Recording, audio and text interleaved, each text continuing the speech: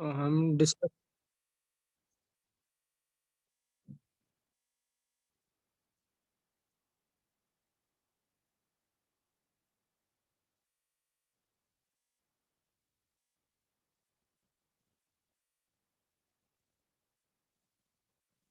हम डिस्कस कर रहे हैं बेटा केमिकल इक्विलिब्रियम बेटा। हाँ बताएं।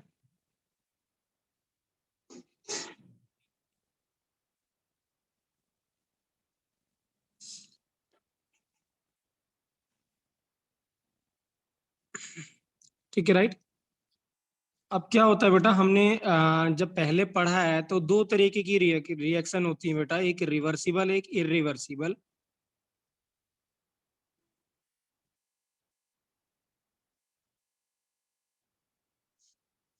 तो जितनी भी अभी तक हमने डिस्कस करी है बेटा, अभी जो इतनी आपने क्लास 9 10 और जब अभी भी 11th में जो आप पढ़ा है, वो सब कैसी रिएक्शंस होती हैं बेटा? इरिवर्सिबल रिएक्शंस होती हैं। इरिवर्सिबल रिएक्शन मतलब बेटा वो रिएक्शन जो सिर्फ एक ही डायरेक्शन में मूव करती है, तो हम वो क्या बोलेंगे? The reaction which moves only in one direction। जो एक ही डायरेक्शन में मूव करती है उसको हम क्या कहते हैं बेटा? इरिवर्सिबल। मींस रिएक्टेंट से ही आप प्रोडक्ट बना सकते हो बेटा। Means reactant can only converted into product बेटा। Reactant can only convert into product, सिर्फ रिएक्टेंट से ही आप प्रोडक्ट बना सकते हो, उसका रिवर्स नहीं बना पाओगे बेटा। हाँ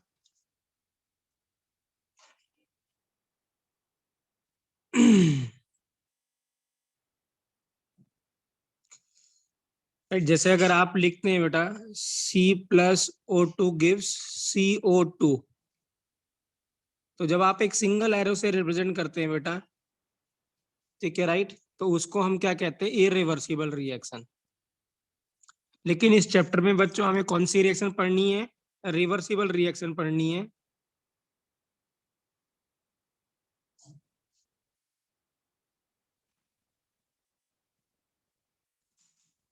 क्या पढ़ना है बेटा? रिवर्सिबल रिएक्शन पढ़नी है। अब रिवर्सिबल रिएक्शंस क्या होती हैं? द रिएक्शन जो दोनों डायरेक्शन मूव करती है बेटा, फॉरवर्ड भी और बैकवर्ड भी। The reaction which can move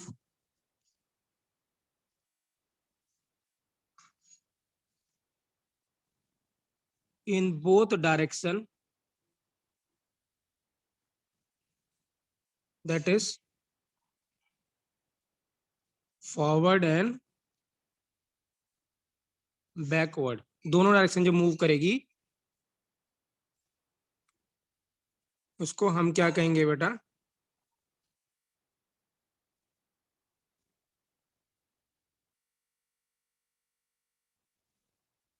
मतलब जो बोथ डायरेक्शन मूव करेगी, forward as well as backward direction move करती है। So the direction which moves in both direction, that is forward and backward, is called as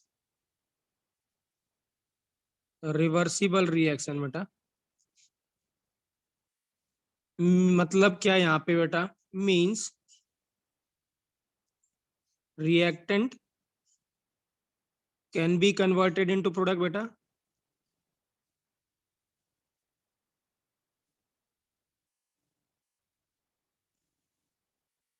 and product can be converted into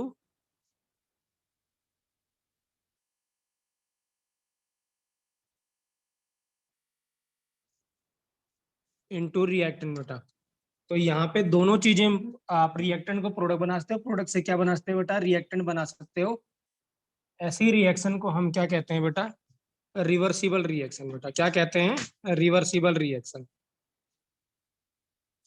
तो अगर हम उसको sign बनाना चाहेंगे, अगर हम लिखना चाहेंगे, तो ऐसे लिखते हैं बेटा A+B, और यहाँ ऐसे दिखाते हैं बच्चों, हाफ एरो नीचे हाफ एरो ऐसे ऊपर, और यहाँ लिखते हैं बेटा C+ क्या D लिखेंगे। अगर ऐसा एरो लगा हुआ है बेटा, ऐसी रिएक्शन को हम क्या कहते हैं बेटा, रिवर्सिबल। और इस चैप्टर में हमें सिर्फ और सिर्फ कौन सी रिएक्शंस पढ़नी है बेटा, रिवर्सिबल पढ़नी है। तो आइए बेटा देखते हैं कैरेक्टरिस्टिक्स इस रिएक्शन की बेटा, रिवर्सिबल रिएक्शन की कैरेक्टरिस्टिक्स। पहला तो है बेटा ये है, ये दोनों डायरेक्शन में मूव करती है, प्रोसीड्स इन बोथ डायरेक्शन, दोनों डायरेक्शन में मूव करती है बेटा। दूसरी बात, रिप्रेजेंट कैसे करते हैं इसको, ऐसे एरो से रिप्रेजेंट करते हैं बेटा, इससे डबल एरो से। ये कभी भी रिएक्शन बेटा कंप्लीट नहीं होती बेटा, ये रिएक्शन कभी भी 100% कंप्लीट नहीं होती, तो नेवर गोज फॉर 100% कंप्लीशन बेटा, नेवर गोज फॉर 100% कंप्लीशन, कभी भी 100% कंप्लीट नहीं होती है बेटा, नहीं। और it takes place always in close container बेटा, ये रिएक्शन हमेशा क्लोज कंटेनर में होती है।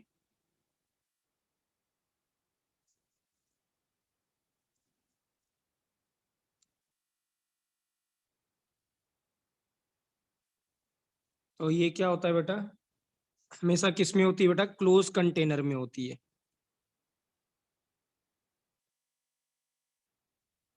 ठीक है, तो ये क्या है बेटा, रिवर्सिबल रिएक्शन की कैरेक्टरिस्टिक्स हैं, राइट। दोनों डायरेक्शन मूव करती है, रिप्रेजेंट करते हैं ऐसे, कभी भी 100% कंप्लीट नहीं होती, always takes place in a close container बेटा। ठीक है, अब आइए अब डिस्कस करते हैं बेटा इक्विलिब्रियम क्या होता है, राइट।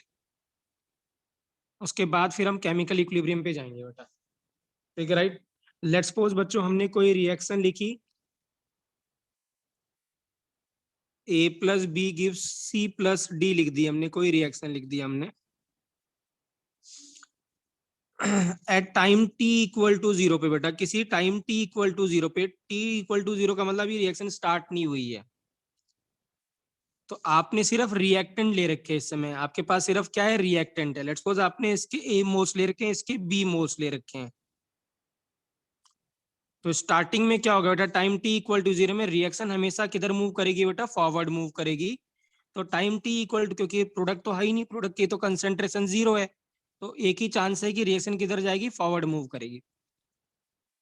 तो स्टार्टिंग में क्या होगा बेटा, आर एफ जो होगा, रेट ऑफ फॉरवर्ड तो मैक्सिमम होगा, क्योंकि सारे के सारे मोल्स ए और बी के हैं बेटा। और जो रेट ऑफ बैकवर्ड रिएक्शन है, क्योंकि बैकवर्ड में तो कुछ है ही नहीं, सी और डी तो हमने इनिशियली जीरो ले रखे, तो इनिशियल उसका रेट क्या होगा बेटा, जीरो होगा।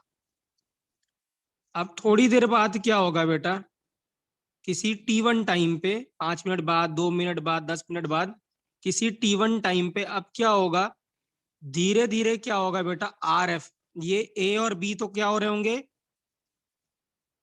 डिक्रीज कर रहे होंगे, ए और बी की कंसेंट, ये मतलब ए और बी के मोल्स कम होंगे, और सी और डी कुछ बन रहा होगा। लेट्स सपोज ये एक्स बन रहा है और ये भी एक्स बन रहा है फॉर एग्जांपल, तो ये एक्स धीरे धीरे इंक्रीज करेगा बेटा।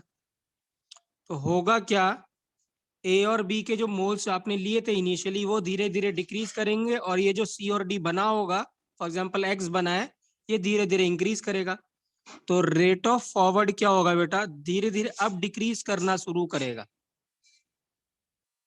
और जो रेट ऑफ बैकवर्ड है, अब वो धीरे धीरे क्या करना पड़े करेगा बेटा, इंक्रीज करना शुरू करेगा। अब एक टाइम ऐसा आएगा बेटा, कुछ टाइम बाद ऐसा आएगा कि ये दोनों इक्वल हो जाएंगे। ठीक है, राइट। उसको इक्विलिब्रियम टाइम कहेंगे। तो T is equal to T E Q. Let's suppose वो 10 मिनट बाद आता है, ये 5 मिनट बाद आया, ये 10 मिनट बाद आ गया, ये 3 मिनट बाद आया, या 5 मिनट बाद आ गया। तो टाइम टी इक्विलिब्रियम हम उस टाइम को कह रहे हैं बेटा, जब क्या होगा, rate of forward is equal to क्या हो जाए बेटा, रेट ऑफ बैकवर्ड हो जाए। कहने का क्या मतलब है, अगर आप 2 कदम पीछे जाते हो तो 2 कदम आगे भी जाते हो। सो आपको दो दो स्टेप फॉरवर्ड जाना है, फिर 2 स्टेप बैकवर्ड जाना है। कहने का ये मतलब है, रिएक्शन बच्चों जितनी फॉरवर्ड मूव करेगी, अब उतने ही फॉरवर्ड से क्या करेगी, बैकवर्ड मूव करेगी। तो सच दैट दोनों का रेट क्या हो जाएगा बेटा, सेम हो जाएगा। हम ऐसे समझे कि जो रिएक्टेंट है उसके 2 मोल्स प्रोडक्ट में कन्वर्ट हो रहे हैं, तो उसी टाइम पे 2 मोल्स रिएक्टेंट के भी किस में कन्वर्ट होंगे बेटा, सॉरी प्रोडक्ट के भी 2 मोल्स किस में कन्वर्ट होंगे, प्रोडक्ट में कन्वर्ट होंगे। मतलब दोनों का रेट क्या हो जाएगा बेटा, सेम हो जाएगा। अगर ये सिचुएशन आती है तो हम कहते हैं कि रिएक्शन किस में बेटा, इक्विलिब्रियम पे है। किस पे है, रिएक्शन इक्विलिब्रियम पे है। क्लियर है स्वर्णिम, क्लियर है बेटा मैंने क्या बताया यहाँ पे? मोहित क्लियर है? तो जब rate of forward is equal to rate of backward होगा बेटा, उस टाइम की कंडीशन को हम क्या कहेंगे बेटा, इक्विलिब्रियम अचीव हो गया। राइट, तो हम क्या लिखेंगे यहाँ पे,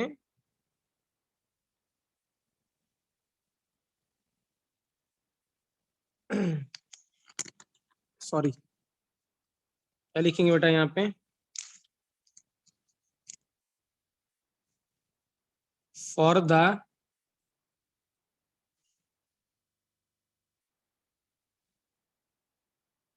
द रिवर्सिबल रिएक्शन। बेटा रिवर्सिबल रिएक्शन के लिए सब है, ठीक है राइट।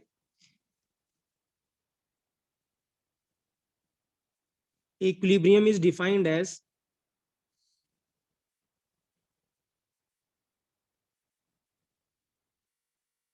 एक second,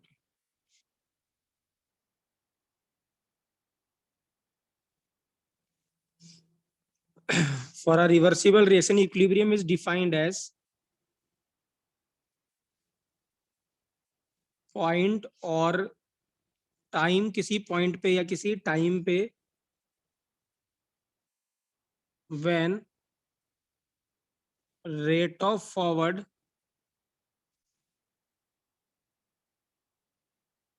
reaction becomes equal to rate of backward reaction. बेटा तो क्या होगा, इक्विलिब्रियम वो टाइम है या वो कोई पॉइंट है जब rate of forward is equal to क्या हो जाएगा बेटा, रेट ऑफ बैकवर्ड हो जाएगा, तो हम क्या कहेंगे, इक्विलिब्रियम आ गया है। जैसे फॉर एग्जांपल अगर हम ग्राफ बनाते हैं, इस तरफ मैंने रेट लिखा है बेटा, इस तरफ क्या लिखा है बच्चों, टाइम। तो क्या होगा, धीरे धीरे जो रेट ऑफ फॉरवर्ड तो डिक्रीज कर रहा था, ये रेट ऑफ फॉरवर्ड है बच्चों, और उस सेम टाइम पे अब रेट ऑफ बैकवर्ड इंक्रीज कर रहा था, ये रेट ऑफ बैकवर्ड है। और एक टाइम पे ये दोनों इक्वल हो गए थे, इस टाइम के बाद ये दोनों इक्वल हो गए, तो इस टाइम को हमने इक्विलिब्रियम टाइम कहा था। और rate of forward is equal to क्या हो जाएगा बच्चों, रेट ऑफ बैकवर्ड हो जाएगा इस टाइम।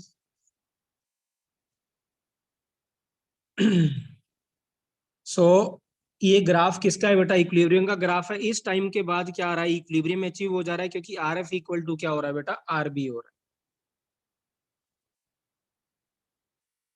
अब याद रखेंगे बेटा, यहाँ पे एक इंपॉर्टेंट पॉइंट बता रहा हूं मैं, जो कि बहुत इंपॉर्टेंट है। मैंने ऐसे ये नहीं कहा बेटा आपको कि जब इक्विलिब्रियम अचीव हो गया, मैंने ऐसे नहीं कहा कि इनकी कंसंट्रेशन इक्वल हो गई, मैंने ऐसे नहीं कहा।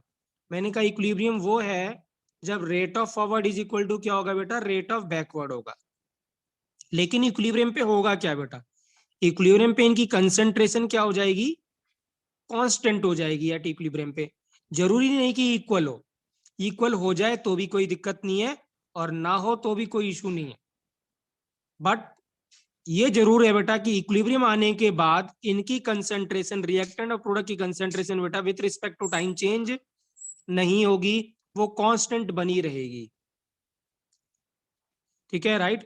तो आफ्टर अटेनिंग इक्विलिब्रियम बेटा, कंसंट्रेशन हो या इनका अगर गैस है तो प्रेशर है, वो रिमेन्स बेटा कांस्टेंट रहेगा आफ्टर अटेनिंग इक्विलिब्रियम, मे और मे नॉट बी इक्वल बेटा। तो मैं अगर यहाँ पे ग्राफ बना रहा हूँ, ठीक है, इक्विलिब्रियम ग्राफ बना रहा हूँ, कंसंट्रेशन का ग्राफ बना रहा हूँ इस बार मैं, तो इधर कंसंट्रेशन वर्सेस टाइम का ग्राफ है। तो रिएक्टेंट की कंसंट्रेशन धीरे धीरे डिक्रीज कर रही थी, ये रिएक्टेंट की कंसंट्रेशन है बेटा, और ये प्रोडक्ट की कंसंट्रेशन है। आप देखो दोनों टाइम के बाद, थोड़े टाइम के बाद ये दोनों क्या हो गए, कांस्टेंट हो गई, पैरेलल हो गए, मतलब विथ रिस्पेक्ट टू टाइम इनकी कंसंट्रेशन चेंज नहीं हो रही है। तो ये ग्राफ भी इक्विलिब्रियम का ग्राफ है, क्योंकि मैंने ऐसे नहीं कहा था कि ये दोनों इक्वल होने चाहिए, कांस्टेंट हो जाने चाहिए कुछ टाइम के बाद। या फिर ऐसा हो जाए ग्राफ, यहां भी कुछ टाइम के बाद अगर आप देखो कांस्टेंट हो गया बेटा कंसंट्रेशन, ये रिएक्टेंट और ये प्रोडक्ट, तो ये भी ग्राफ किसका ग्राफ है? इक्विलिब्रियम का ग्राफ है। अगर मैं एक और ग्राफ बनाता हूं वर्सेस टाइम, ये वाला ग्राफ बना दिया मैंने, ये कंसंट्रेशन बेटा रिएक्टेंट की, ये कंसंट्रेशन किसकी? प्रोडक्ट की। अब आप देख सकते हो यहाँ पे क्या हो गया, कांस्टेंट भी हो गया और इक्वल भी हो गया। तो जरूरी क्या है बेटा, इक्वल होना जरूरी नहीं है कि कांस्टेंट होना जरूरी है। After some time they becomes क्या है बेटा? कांस्टेंट। मतलब उनकी कंसंट्रेशन आफ्टर इक्विलिब्रियम के बाद चेंज नहीं होगी।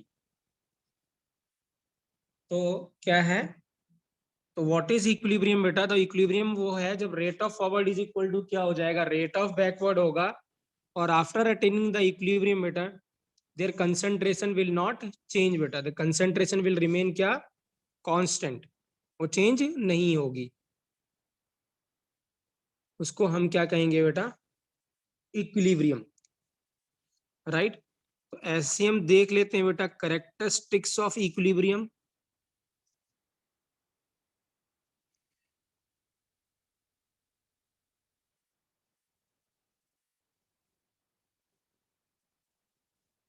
क्या करेंगे बेटा? कैरेक्टरिस्टिक्स ऑफ इक्विलिब्रियम बेटा, हाँ।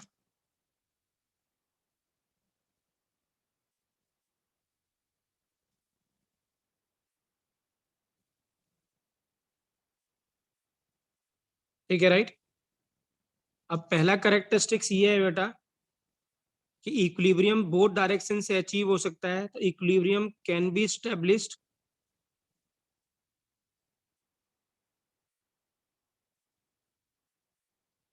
फ्रॉम बोथ डायरेक्शन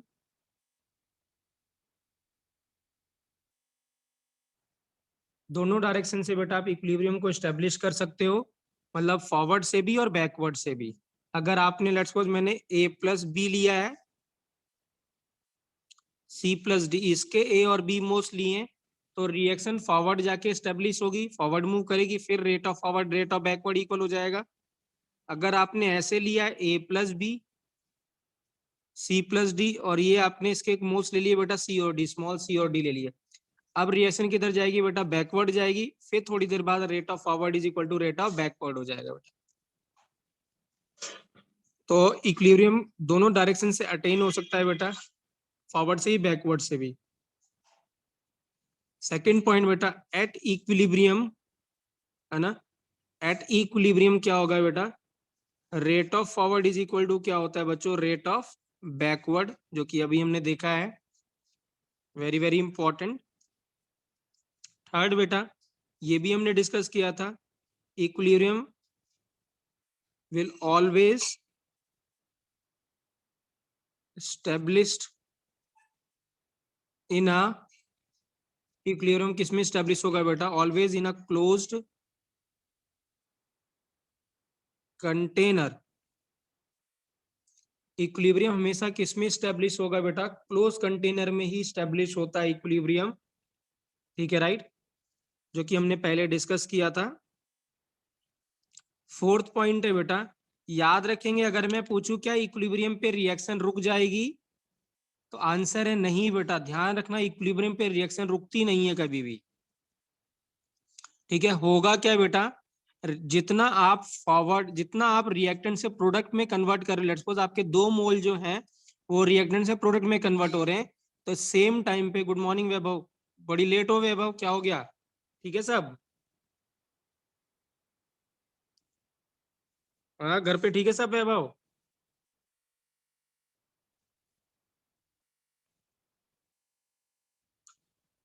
तो क्या है बेटा, रेट ऑफ फॉरवर्ड शुरू स्टार्टिंग में क्या करा होगा आपने? अगर आपने ए और बी मोल्स ले रखे हैं, तो ए और बी किस में कन्वर्ट होंगे बेटा? प्रोडक्ट में कन्वर्ट होंगे।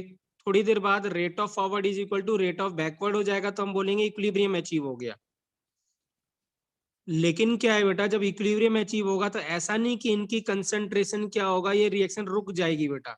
कंसंट्रेशन कांस्टेंट तो रहेगी, बट कांस्टेंट ऐसे रहेगी फॉर एग्जाम्पल आपके पास अगर 500 रुपए है तो आपने किसी को 100 रुपए दिया और 100 रुपए उसने आपको वापस कर दिया, तो नेट जो रहा वो आप ऐसे देते रहे, लेते रहे, देते रहे, लेते रहे। तो मतलब ये क्या है, इसको बोलेंगे डायनेमिक इन नेचर। मतलब पैसा आपके पास कांस्टेंट ही 500 500 रुपीज ही बना रहा। तो सेम चीज यहाँ पे भी है, जितना रिएक्टेंट प्रोडक्ट में कन्वर्ट होगा उतना प्रोडक्ट रिएक्टेंट में भी कन्वर्ट होगा।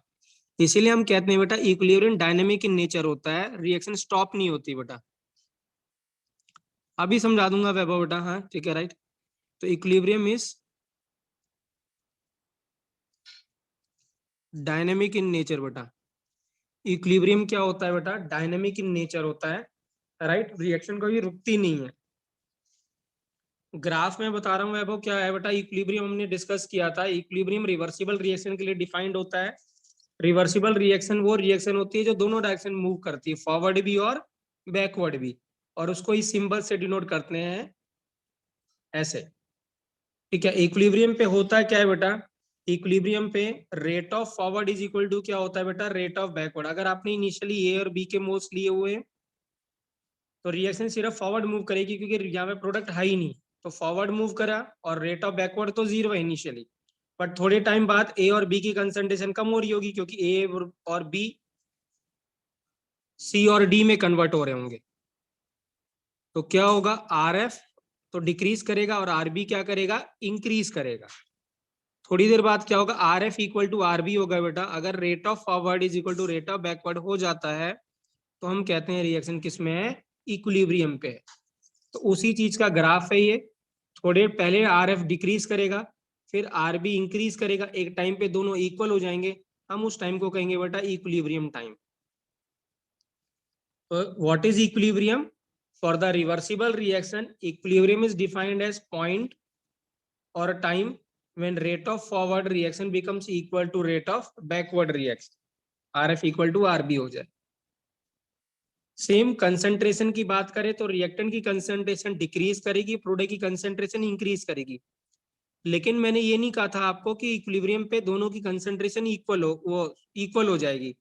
कांस्टेंट हो जाए वो जरूरी है, कि इक्विलिब्रियम आने के बाद कंसंट्रेशन कांस्टेंट हो जाएगी, जरूरी नहीं कि इक्वल हो। तो मे और मे नॉट बी इक्वल। तो यहाँ पे थोड़े टाइम के बाद दोनों की कंसंट्रेशन कांस्टेंट हो गई इक्विलिब्रियम आने के बाद, इसके बाद भी कांस्टेंट हो गई, और यहाँ पे दोनों की कांस्टेंट भी होगी और इक्वल भी हो गई। तो तीनों ही ग्राफ किसके बेटा, इक्विलिब्रियम के ग्राफ हैं।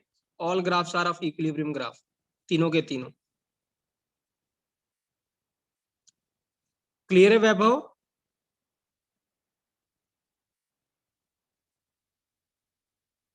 ठीक है राइट। तो यही मैं इसके कैरेक्टरिस्टिक्स लिख रहा हूँ बेटा। ठीक है राइट। इक्विलिब्रियम दोनों डायरेक्शन में मूव कर सकता है, फॉरवर्ड भी और बैकवर्ड भी। Rate of forward is equal to rate of backward होगा। इक्विलिब्रियम हमेशा बेटा क्लोज कंटेनर में ही स्टेब्लिश होता है, और इक्विलिब्रियम डायनेमिक इन नेचर होता है। मतलब रिएक्शन कभी स्टॉप नहीं होगी। प्रोडक्ट से रिएक्टेंट बनाना, रिएक्टेंट से आप प्रोडक्ट बनाओगे बेटा। ठीक है राइट। फिफ्थ पॉइंट है बेटा इसका। ठीक है राइट। आगे जब इक्विलिब्रियम आ गया बेटा तो कोई चेंज नहीं होगा प्रॉपर्टी, मतलब कंसंट्रेशन प्रेशर क्या रहेगा बेटा, सेम। तो क्या लिखेंगे, there is no change, there is no change in any measurable property, जो आप मेजर कर सकते हो।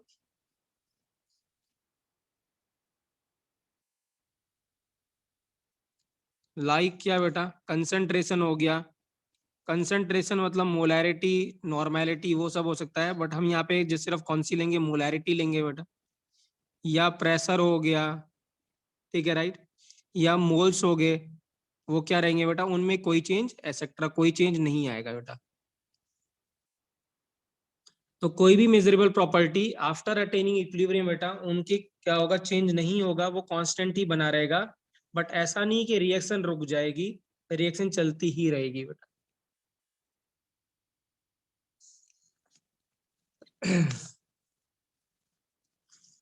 क्लियर बेटा, ये फोर्थ पॉइंट था। फिफ्थ पॉइंट है बेटा,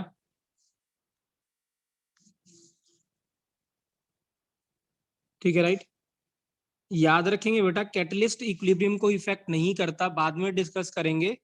तो यहाँ पे लिख लेंगे बेटा, there is no effect of catalyst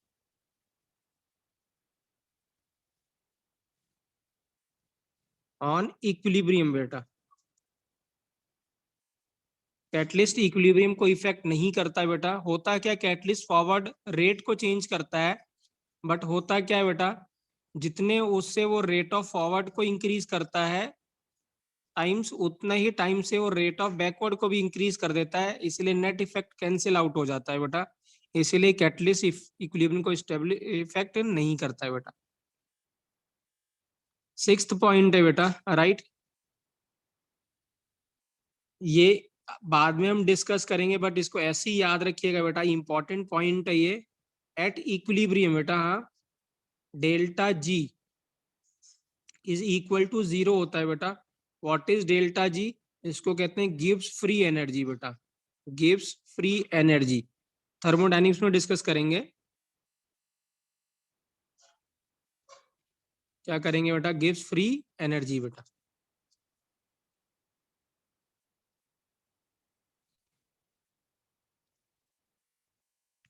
तो ये बेटा प्रॉपर्टीज किसकी बेटा, क्या कहते हैं इसकी, इक्विलिब्रियम की कैरेक्टरिस्टिक्स था बेटा। हमने क्या होता है इक्विलिब्रियम वो डिस्कस किया, रिवर्सिबल इरिवर्सिबल क्या होता है वो डिस्कस किया, और कैरेक्टरिस्टिक्स ऑफ इक्विलिब्रियम डिस्कस किया हमने बेटा। नेक्स्ट टॉपिक हम जो डिस्कस कर रहे हैं, टाइप्स ऑफ इक्विलिब्रियम बेटा। हाँ, हमने इक्विलिब्रियम तो डिस्कस किया, अब हम डिस्कस कर रहे हैं types of equilibrium. What is equilibrium बेटा? हाँ, तो दो तरीके के इक्विलिब्रियम बेटा हमने पढ़ने हैं। एक है बेटा फिजिकल इक्विलिब्रियम, जो कि हमें ना के बराबर ही पढ़ना है। फिजिकल इक्विलिब्रियम, हाँ, क्या होता है बेटा फिजिकल इक्विलिब्रियम? वो रिएक्शन या वो प्रोसेस जिसमें सिर्फ फेस चेंज होता हो बेटा। हाँ, क्या चेंज होता है? सिर्फ फेस चेंज होता हो, मतलब कोई नया प्रोडक्ट या नया केमिकल नहीं बनेगा या नया कोई कंपाउंड नहीं बनेगा। कंपाउंड सिर्फ अपनी फिजिकल स्टेट को क्या करेगा बेटा, चेंज करेगा। फॉर एग्जाम्पल, अगर हम वाटर की बात करते हैं तो ये लिक्विड है, तो वाटर किस में कन्वर्ट हो जाएगा बेटा, गैस में कन्वर्ट हो जाएगा। बट वाटर वाटर ही रहेगा, वो अपना क्या होगा, कंपाउंड, कोई नया कंपाउंड नहीं बनेगा। तो हम क्या बोलेंगे, the equilibrium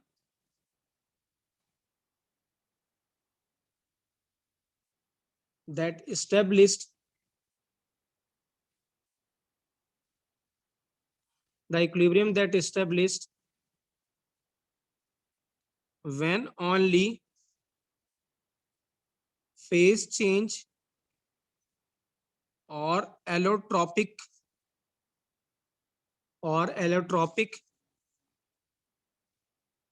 change is taking place beta. So the equilibrium is established when phase change or allotropic change takes place beta. No new product is found beta,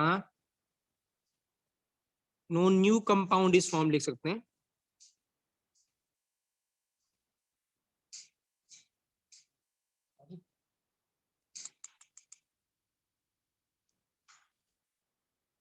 clear है बेटा, राइट। तो जैसे फॉर एग्जांपल अगर मैं लिखता हूँ H2O बच्चों liquid, तो H2O यहाँ पे क्या मिलना है, मैंने लिख दिया बेटा वेपर्स। तो यहाँ पे देखिए फिर फिजिकल स्टेट चेंज हुआ है, तो हम इसको क्या कहेंगे बेटा, फिजिकल इक्विलिब्रियम कहेंगे। जैसे I2 क्या है बेटा, सॉलिड, फिर I2 क्या दे रहा है बेटा, गैस, ये भी क्या है, फिजिकल इक्विलिब्रियम है। ठीक है, राइट। या मैं लिख रहा हूँ बेटा कार्बन डायमंड लिख दिया मैंने, और डायमंड को कन्वर्ट कर दिया किसमें बेटा, ग्रेफाइट में। हमने क्लास 10th में पढ़ा है बेटा, कार्बन के एलोट्रॉप्स क्या क्या होते थे, डायमंड, ग्रेफाइट, फुलरीन है।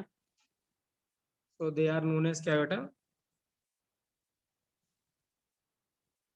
ऐसे इक्विलिब्रियम को हम क्या कहेंगे बेटा, जहां पे फेस चेंज हो रहा हो या सिर्फ क्या चेंज हो रहा हो। जैसे अगर मैं यहाँ लिख दूं H2O सॉलिड गिव्स H2O क्या है बेटा, लिक्विड, ये सब में क्या है, फेस चेंज हो रहा है या एलोट्रॉप में चेंज हो रहा है बेटा। इसको हम क्या कहेंगे बच्चों, फिजिकल इक्विलिब्रियम। तो ये हमें नहीं डिस्कस करना है बेटा, हमारे चैप्टर का नाम ही केमिकल इक्विलिब्रियम है। बेसिकली ये जो चैप्टर है ये दो पार्ट में डिवाइड है बेटा, केमिकल और आयनिक इक्विलिब्रियम। तो पहले हम डिस्कस करेंगे बेटा केमिकल इक्विलिब्रियम और फिर उसके बाद आयनिक बेटा।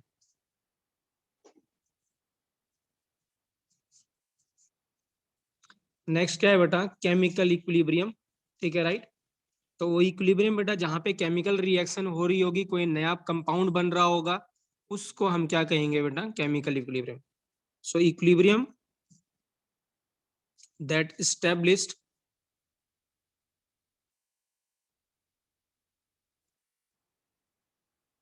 when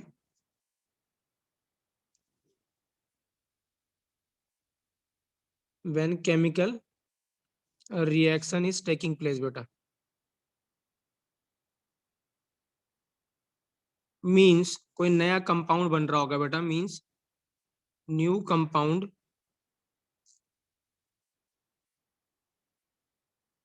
इज फॉर्म बेटा, कोई नया कंपाउंड फॉर्म हो रहा होगा। तो कुछ भी लिख सकते हैं, जैसे अगर हम लिख रहे हैं H2+I2 बेटा गिव्स 2HI। ठीक है, राइट। या मैं लिख रहा हूँ बेटा N2+H2 गिव्स एमोनिया बेटा। आप देख सकते हैं यहाँ पे क्या है, केमिक कोई नया प्रोडक्ट बन रहा है। ठीक है, राइट। तो हम इसमें जो इक्विलिब्रियम स्टेब्लिश होगा उसको हम क्या कहेंगे बेटा, केमिकल इक्विलिब्रियम कहेंगे बेटा। क्या कहेंगे, केमिकल इक्विलिब्रियम।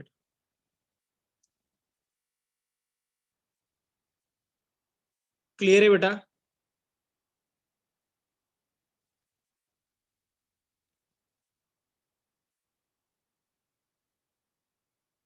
करेक्ट है बच्चों?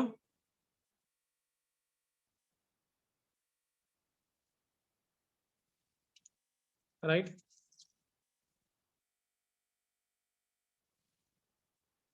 इस पूरे चैप्टर में बेटा एक ही फॉर्मूला है, right. There is only in only one formula बेटा, राइट।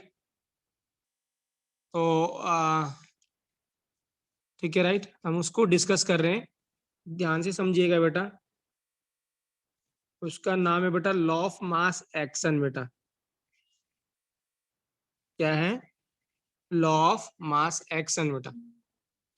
लेट्स सपोज हमने कोई रिएक्शन लिखी A+B, रिवर्सिबल रिएक्शन लिखी C+D बेटा। देखिए हाँ, ये चैप्टर इजी चैप्टर है बेटा, क्योंकि यहाँ पे जनरली आपको रिएक्शन गिवन होती है बेटा, गिवन भी होगी, बैलेंस भी गिवन होगी। ठीक है, राइट। और फॉर्मूला इसमें सिर्फ एक ही फॉर्मूला है बस। तो हमने कोई रिएक्शन लिख दी बेटा और इसको बैलेंस कर दिया, ए यहाँ छोटे बी, यहाँ छोटा सी लगा दिया, यहाँ डी लगा दिया बेटा, और हमने इसको बैलेंस कर दिया। तो ये लॉ क्या कहता है बेटा, ये लॉ कहता है कि जो रेट ऑफ फॉरवर्ड रिएक्शन होगा वो डायरेक्टली प्रोपोर्शनल टू क्या होगा, डायरेक्टली प्रोपोर्शनल टू होगा एक्टिव मास। यहाँ पे एक नया वर्ड बोल रहा हूँ बेटा मैं, एक्टिव मास। मैं अभी बताऊंगा एक्टिव मास क्या होता है बेटा। एक्टिव मास ऑफ जो रिएक्टेंट है उनके मल्टीपल का raise to the power their coefficient बेटा। ये जो पावर में है इस कोफिशिएंट को, इसको पावर में लिख दीजिएगा आप, A⁴ और मल्टीप्लाई करना है बेटा बी के एक्टिव मास से, उसको पावर में लिख देना है बेटा बी। ठीक है, राइट। सिमिलरली जब आप आर बी लिखेंगे बेटा तो डायरेक्टली प्रोपोर्शनल टू सी लिखेंगे, और यहाँ लिखेंगे बेटा डी। तो बैकवर्ड के लिए बेटा, बैकवर्ड के लिए क्या करेंगे, इनके एक्टिव मास का प्रोडक्ट लिखेंगे और रेज टू द पावर क्या कर देंगे बेटा, सी, और क्या कर देंगे, डी कर देंगे। ये क्या कहता है, लॉ कहता है। अब जब प्रोपोर्शनैलिटी साइन हटाएंगे तो लिखेंगे बेटा आर एफ, यहाँ लगा देंगे बेटा एक कोई कांस्टेंट के एफ, A⁴ और B⁴ बेटा बी, और आर बी लिखेंगे के बी इंटू सी की पावर सी, और डी की पावर क्या बेटा, डी लिखेंगे। ठीक है, राइट, क्लियर है। और ये लॉ क्या कहता है, अब अगर हम इसको स्टेटमेंट लिखते हैं बेटा, ठीक है, राइट, क्या लिखेंगे, rate of forward reaction is proportional to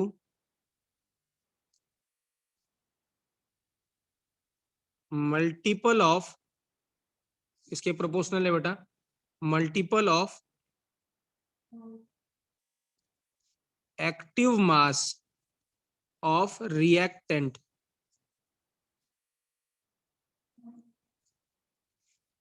raised to the power their stoichiometric coefficient। बेटा क्या कहता है, rate of forward is proportional to multiple of, मतलब प्रोडक्ट है इनका, multiple of active mass of reactant raise to the power their stoichiometric coefficient। In the same way you can write for rate of backward also। तो rate of backward reaction is proportional to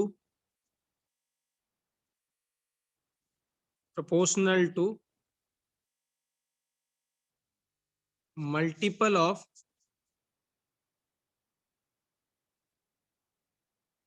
active mass of reactant raised to the power, sorry यहाँ reactant नहीं आना था, क्या आता बेटा,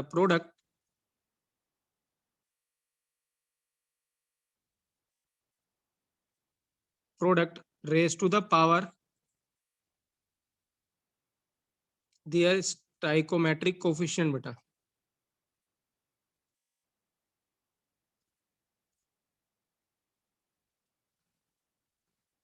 तो यही हमने लिखा है बेटा, इसी को लॉ ऑफ मास एक्शन कहते हैं। और मुझे ये बताइए बेटा, एट इक्विलिब्रियम क्या होगा बच्चों, आर एफ इक्वल टू क्या हो जाएगा, आर बी। तो दोनों को इक्वल पुट कर देते हैं बेटा, के एफ इंटू ए की पावर ए, बी की पावर बी, और यहाँ लिखेंगे बेटा के बी इंटू सी की पावर सी, और डी की पावर क्या है बेटा, डी। अब करना क्या है बेटा, ये जो ए और बी यहाँ डिनोमिनेटर भेज देना, और इस के बी को इधर भेज देना बेटा। तो आप क्या लिखोगे, के एफ अपॉन के बी, रेशो है ये, के एफ अपॉन के बी, इधर क्या आ जाएगा बच्चों, सी की पावर सी, डी की पावर स्मॉल डी। याद रखना स्मॉल सी स्मॉल डी है बेटा, ये कोफिशिएंट है सी और डी के, और ए की पावर है स्मॉल ए, और बी की पावर स्मॉल बी बेटा। और इस के एफ अपॉन के बी को बेटा आज से हम कहेंगे, हमें एक ही चीज चैप्टर में निकालना है बेटा, के इक्विलिब्रियम या इक्विलिब्रियम कांस्टेंट। क्या बोलते हैं इसको, इक्विलिब्रियम कांस्टेंट। तो व्हाट इज इक्विलिब्रियम कांस्टेंट, के एफ अपॉन के बी को इक्विलिब्रियम कांस्टेंट कहेंगे। और ये क्या हो जाएगा बच्चों, सी और डी की पावर, सी की पावर सी, डी की पावर डी, अपॉन ए की पावर ए, और बी की पावर बी। अगर यहाँ और भी रिएक्टेंट और भी प्रोडक्ट आते हैं तो यहाँ पे मल्टीपल करते न्यूमरेटर में या डिनोमिनेटर में। प्रोडक्ट होता है तो न्यूमरेटर में लिख देते, रिएक्टेंट होता तो कहाँ लिखते बेटा, डिनोमिनेटर में लिख देते। सो इसको हम क्या कहेंगे बेटा, इक्विलिब्रियम कांस्टेंट बेटा।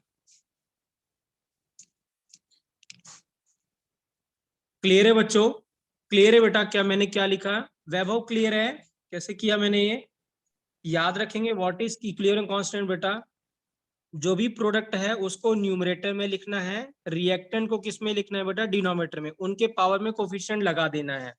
मैं क्या बोल रहा हूँ, हाउ टू राइट। अगर आपको इक्विलिब्रियम कांस्टेंट लिखना आता है बेटा तो ये चैप्टर आपको आता है, बहुत इजी चैप्टर है।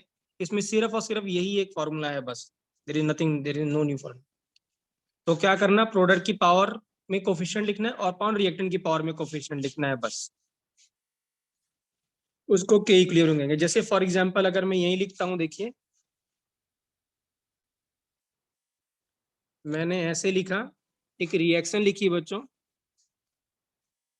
NH3 gives N2 plus H2, ये रिएक्शन लिख दी। अब इसको बैलेंस कर दिया बेटा 2, और यहाँ क्या लिख दिया, 3 लिख दिया। अब मुझे बताइए बेटा इक्विलिब्रियम कांस्टेंट कैसे लिखूंगा मैं, बताओ। न्यूमरेटर में क्या आएगा बच्चों, स्वर्णिम क्या आएगा ऊपर बेटा, न्यूमरेटर में, न्यूमरेटर में क्या आएगा बेटा, क्या आएगा बच्चों, प्रोडक्ट। न्यूमरेटर में क्या आएगा, प्रोडक्ट। तो प्रोडक्ट की पावर क्या है, प्रोडक्ट क्या है, N2 और H2। तो N2 और H2 को मल्टीप्लाई में लिखना है, लेकिन पावर में लगाना इनका कोफिशिएंट, n2 के आगे कुछ नहीं लगा हुआ है तो पावर में कितना रहेगा बेटा 1, और मल्टीप्लाई किससे करेंगे बेटा h2 से, और h2 की पावर कितनी, कोफिशिएंट कितना है 3, तो पावर में क्या लिखोगे बेटा 3। तो ये तो हो गया प्रोडक्ट।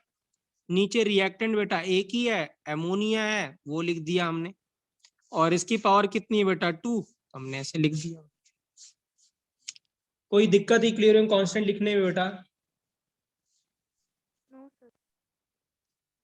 क्लियर है बच्चों? कोई बोल नहीं रहा बेटा? हाँ मोहित क्लियर है? हाँ जी सर क्लियर है। ठीक है, गुड बेटा।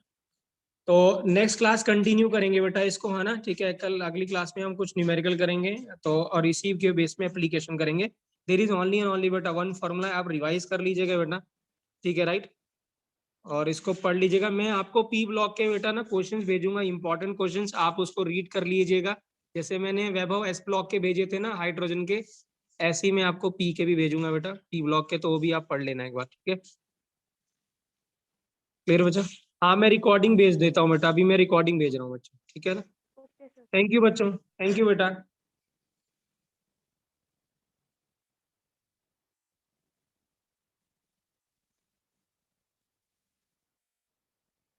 मैं मैं आगे नहीं करा रहा बेटा, क्योंकि आगे क्या होगा ना, फिर हम लोग ये चैप्टर ही मतलब तो बहुत थोड़ा सी चीज है जिसमें हम क्या कि नेक्स्ट क्लास में कंटिन्यू करेंगे, सो दैट मुस्कान भी आ जाए और न्यूमेरिकल हम एक साथ बैठ के कर सकें, राइट? ठीक है, तो नेक्स्ट क्लास में, नहीं तो रिपीट करना पड़ जाएगा, तो हम नेक्स्ट क्लास में कंटिन्यू करेंगे बच्चे इसको, ठीक है बेटा? राइट।